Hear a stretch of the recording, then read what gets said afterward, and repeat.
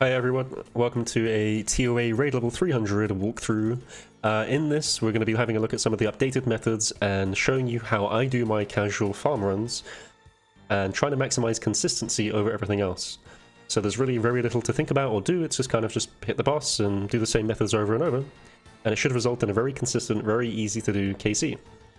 Now of course this is like max gear. I don't have thralls, I don't have the thrall book, I don't have the BGS or the claws. But otherwise, it's basically a max gear thing, and it's just sacrificing those things for a few more slots for brews and restores to make things easier. You could definitely downgrade and take like Sang Staff or Crystal Armor Bofa, drop the ZCB, that kind of stuff, and take a BGS. But this is how I do my runs right now, and hopefully it's going to be a good template to work off of. So, moving forwards, party up, invocational wise. No help needed is the really big one. This is a consistency thing because it gives you one of everything instead of just like four or five of one thing, and it, inventory management's horrible, so this prevents that. Makes it really simple. The rest of this is straightforward. Deadly prayers is on, but no quiet prayers, no walk the path. Everything else is non-lethal, no mind the gap, none of that stuff. And that's it really. This does assume you're comfortable with insanity, of course. But yeah, so let's run it through. The method, I think, is the same as before from the very old video that I had out, which is going to be doing Monkey into Carefree, then Arca into Zebek. And the purpose of this is so that your pre-pot from Monkey lasts, like your stamina and your anti-venom. Carefree is making use of the only super combat potion that you have, rather than like a range pot for Zebek and stuff. And Zebek and Arca are both like range and mage runes respectively, most of it anyway. And using Overload gives you a huge amount of max hits there in comparison to melee, because Super Combat already takes you to 118, and the other one gives you like 112 and 109. So we're going to drop 3 pots here to start with, and then we're going to switch into our range top and mage bottoms to give some hybrid bonus, and then we do 4-way switches. These 4-way switches make life super easy.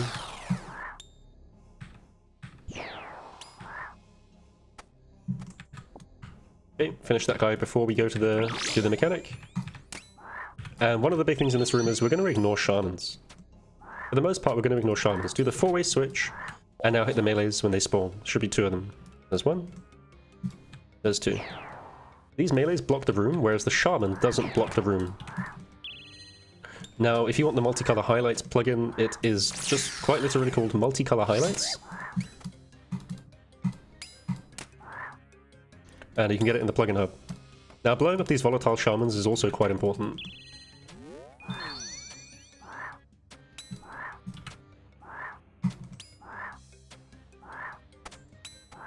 Doing our 4-way switches. Killing the greens, the blues, and the melees early. Shamans are always the last priority, which is very backwards from what we thought it was initially. This shaman is close to me, so I can try and take him out early. Low bite spec, so I use Death Charge. Take out the blues early, and then I can work on this guy. Pop the volley in the process, even better.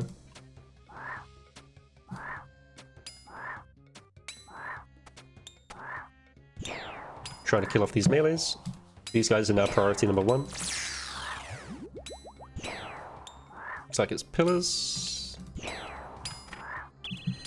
Get a chin off or 2 here. Try and reduce the thrall numbers just a little bit. It doesn't matter if they stack up too much, but a huge amount of them can be a bit of a problem.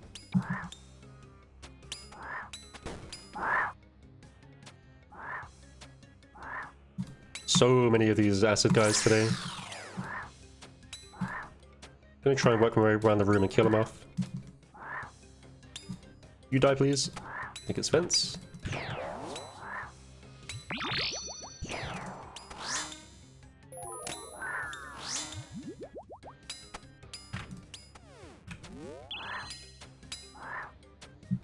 Now we're letting everything come over to this side of the room so we can clear it. If you drag it towards the east side as the room ends, it's going to be a lot smoother. Alright. Switch back into our melee gear with the last 2 switches coming on. And we can chomp on a whole restore here. Just cast Death Charge non-stop in case you get it off a monkey. And I like to ZCB. If you have a BGS, BGS is better. But not a fan of it myself. Don't see the point to really bring it, so not using it here. We're going to move all the way down now, since the phases occur. Little 4-way. I think a 2-way is fine, but I like to do a 4-way. And with Boulder Dash off, we can very happily make the 1 boulder skip by standing down at the bottom. With Boulder Dash, I think it's 2, unless you get very lucky.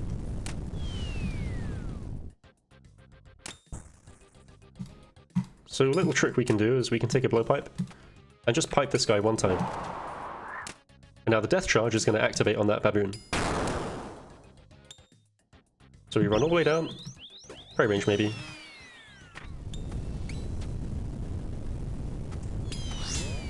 And now that monkey, there dies here. And we get the death charge for it. You can also blowpipe on the way up from the bottom, can be quite nice. If you had claws here, claws are better than Fang. ZCB at this point wouldn't be good, so I just have the Fang spec to finish off, which is okay.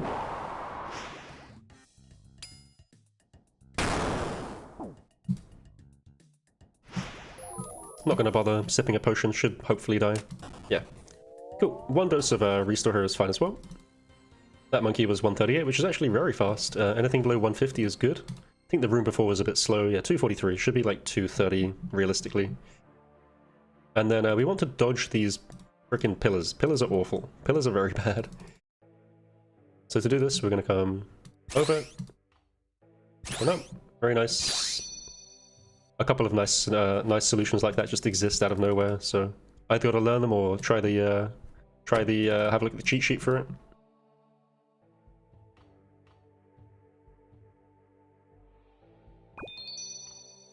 Right, next up, we're going to memorize 4 of these things and only 4. So, in order, star, knives, boot, circle.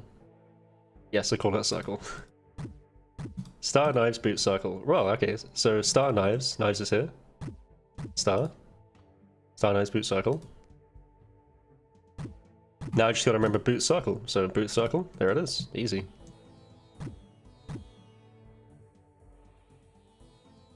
Takes a while to get used to that memory game kind of thing, but remember 4 and then flip 2 on each side, that's all it is. Sub-minute's good, anything close to 50 seconds is very good.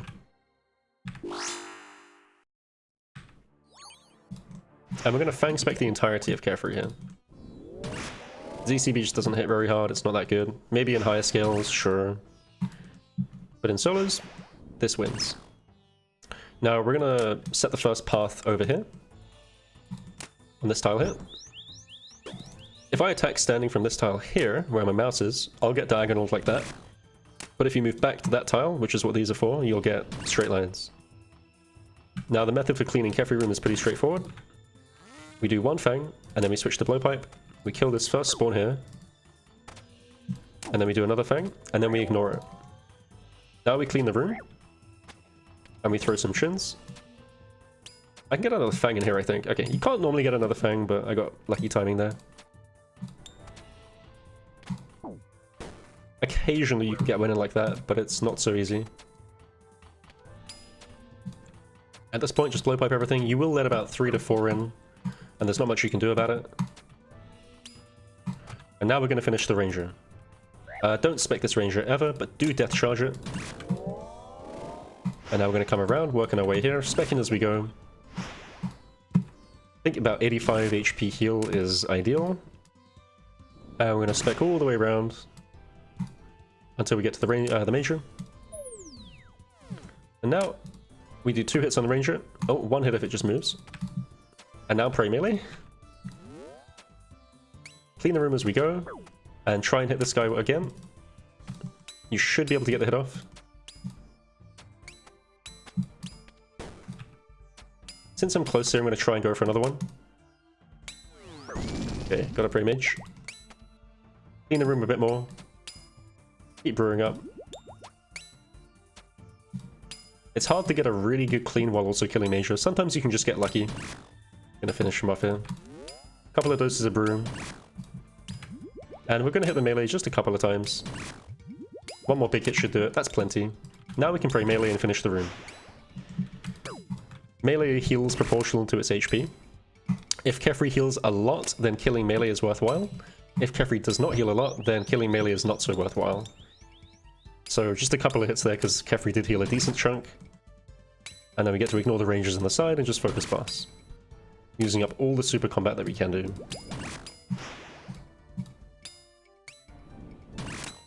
Cool. We want to finish in this area here so that we can get to the final area. The final thing to move forwards. Otherwise you're going to lose like 4 or 5 seconds for no reason. It might seem like a small amount, but these little time saves and these little procedural things add up a lot. It's the kind of thing that's going to take you from a 25-minute, 30-minute raid to a low 20-minute raid. Okay. Closer to 2:30 is like a really nice time, but it's quite hard to get.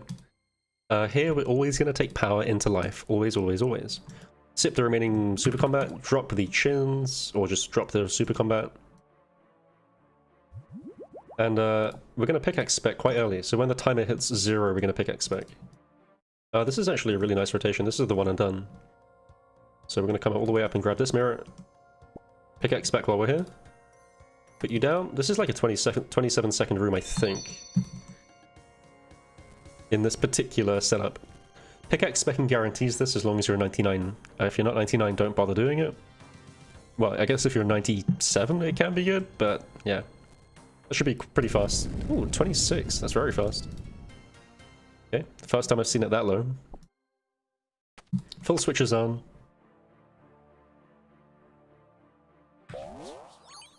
Try and get the salt off, and go. Now with Death Charge here, we're going to be able to get the full spec by the time we need to attack Akka. Tanking this first hit there is good as well. That's really fast. If you have to tank a hit to get the attack off, do so. Don't bother missing hits. It's one of those things where you can always get HP back, but you cannot get time back. Therefore, taking a bit of damage is sometimes fine. A lot of players will have limitless supplies and just unnecessarily dodge. And it'll be quite detrimental. But right now, our supplies are really nice. We just top them up as needed. I'd like to get rid of that dose of brew at some point. Couple of hits here, no worries. We're going to move Akka all the way up. Standard butterfly tiles. And range brain. Okay.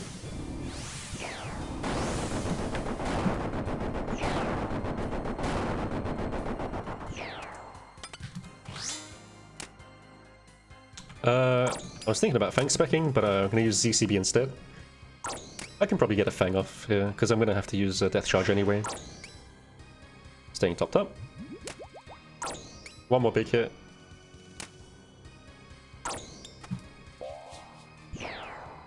And Death Charge. Thralls is going to be, in theory, more time save for sure. And you can always add Thralls in at the cost of like 2 inventory spots if you want to.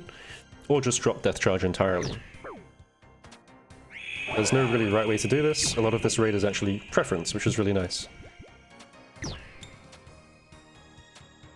So the ZCB there is really big. I'll just continue blood piping as this room moves around. Pipe isn't really that bad at all. Shadow is better, but Pipe will get the job done, as we can see here. And we'll try and butterfly a bit. Shouldn't do the cycle if I get hit. Again, no worries. Plenty of brew. Use a dose of brew here. And we're going to Fang spec the entire thing. Just playing really patiently. Barely any movement. Trying to figure out a good place to step to each time. Taking it nice and slow. Maybe the odd dodge here and there. 1 hit or 2, not a big problem. Maybe dodge the big ones like that. And of course, if you're unsure, brew up to full before you start this part, and then it should be fine. Right, moving forward. The procedure at Zebak is really specific, so we're going to go into our range gear with our T-bow on. And what we're going to do is 1 T-bow shot into double ZCB. And if we do this correctly, Zabak should not last long enough for us to lose our blue potion timer by the time we get to Warden. So, use on hit. Gotta try and dodge whatever comes out here, which is fine. I think I lost a tick somewhere, so I might get crocked if I'm not careful. We'll see if I get lucky or not.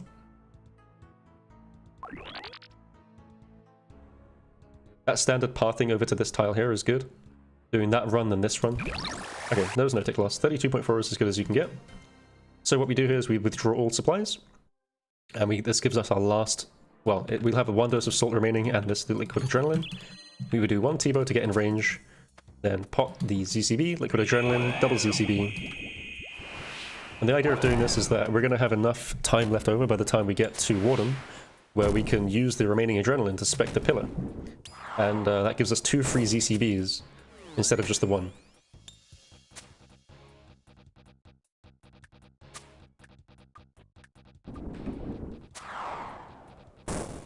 For this set of invocations, we have wide breaks on. Makes life very nice and easy. Being here with 1 brew is like completely fine, but 2 is a bit nicer. We can use ZCBs at 37.5%. Just pop them off, should get 4 or 5 of them. Yeah, even 1 brew here is fine. The main thing is not to use that dose of salt until the very end. Be a little bit of a mistake if we did. Although not, it wouldn't cost the entire run or anything.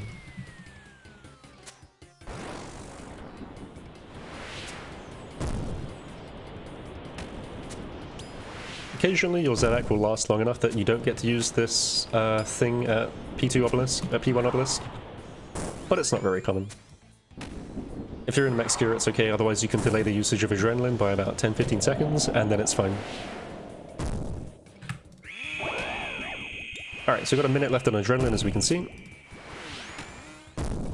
And Zebek is now in range.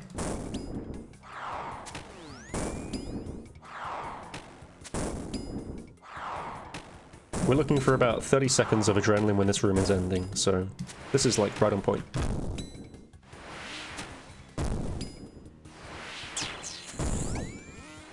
One more big hit, please.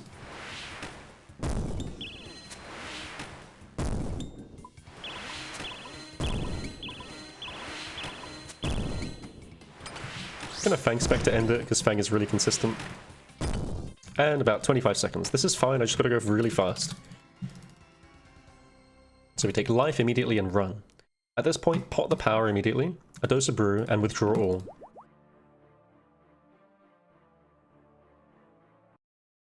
We need to be faster, 10 seconds remaining. Into the ZCB, spec, and go. 2 ZCBs off. Missed the second one, no worries, happens sometimes. Switch our supplies around so we have T-bow with arrows equipped and DDS ready to go. Tank a good amount, whatever it is, and we're chilling. So I potted the salt on the way over here, and now during this phase I'm just going to keep using brew doses on the 15-second cycle along with salt. And keep my HP topped up really, that's all. I want to get rid of this dose of brew, preferably.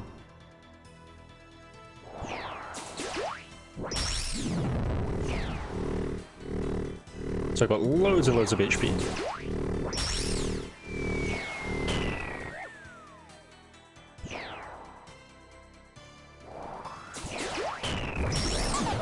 Okay, we can now withdraw all. And there's our ambrosia, 2 brews, loads and loads of prayer, adrenaline for when we need it. We're still going to try and brew on 15-second tickdowns, cooldowns, whatever it is. And we're going to use Death Charge for the core to make life even easier in case we mess up the core. Burn the Scarab maybe.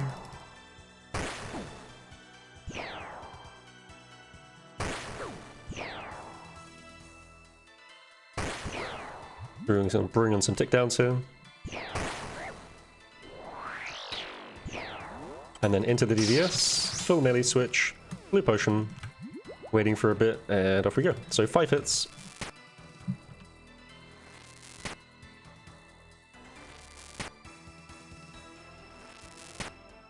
And then into a Fang or a BGS if you have a BGS.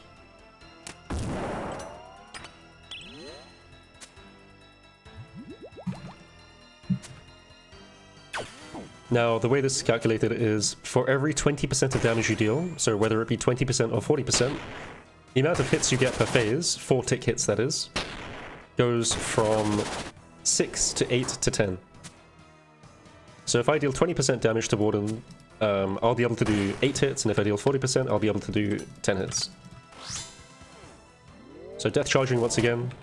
1, 2, 3, 4, 5, 6, 7, 8, and finish with a Fang. 9 hits, no need to do the 10th. You can get away with doing it in 8 as well. Here we switch back into the full ring switch plus ZCD, take the boots off, why not? And now we're set for the entirety of the final phase. We're still going to be brewing on that tick down, holding this Ambrosia in reserve. Stats and maintaining stats is really important when PVMing in general. So we're just maintaining them.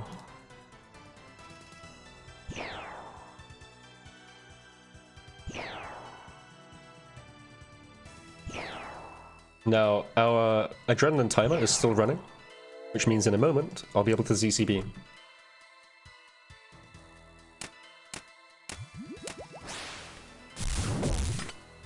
First ZCB during this phase right now, where it's kind of like stunned for a second, is really nice. Gives you lots of time to do the switches and get the attacks off.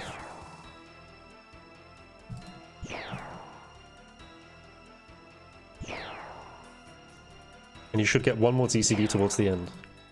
You could even do 2 more if your Warden's slow, or if you run out of adrenaline somewhere. But at this point it's just about staying topped up and playing safe.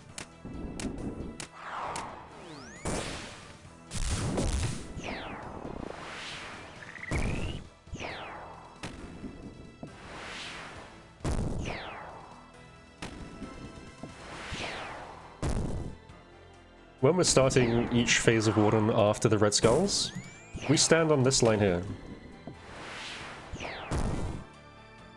This set of like dark tiles here is the limiter, so this tells you when the Warden attack goes from 1 ticks to being 2 ticks.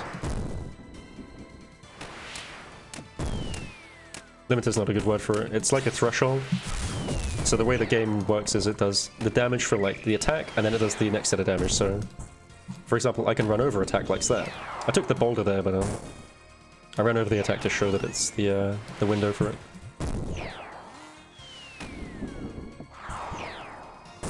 Moving into the final part here. Always important to be full stats. So it doesn't matter about brewing on tick down anymore, just use the entire brew. Get to 116. Be really comfy. We'll get our stats back about now. And now we're super chilling.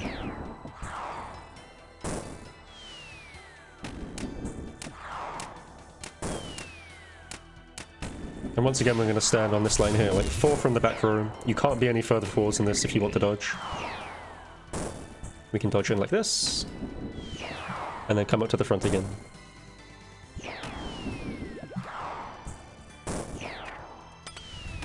Try and get your ZCB hit off early into the switch here. Earlier is really good, otherwise it won't hit high. And you have a lot more time to react since the floor stops moving for a period and the lightning doesn't start. So those two thresholds for ZCBing are really nice.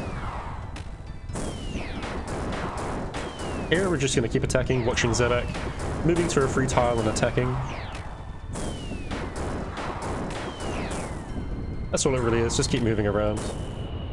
Oh, okay, well, I'll take the PB, even though it probably shouldn't have been one. This was meant to be an example run, not a speedy at all, so sure, okay. But yeah, hopefully that's a good example to base things off of, and kind of work with it. Never lucky. Yeah, that's about it, I'm afraid. I was thinking about doing some budget runs or 500s, but I'm not sure I am going to for a while right now. Next big set of videos is going to be the fresh start worlds for old school, which I actually wasn't planning on doing, but I've got some interesting content I want to try and make work for it, so yeah, I'll see you guys in that video. Hopefully this is useful though. Leave some feedback or some tips and tricks for any of the rooms that you might have yourself, and I'll see you guys in the next one. Bye bye.